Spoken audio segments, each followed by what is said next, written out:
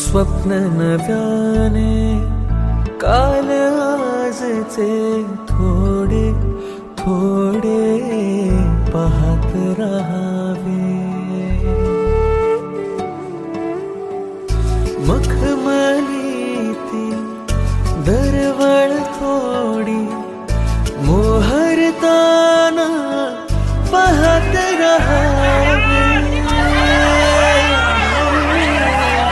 पाहत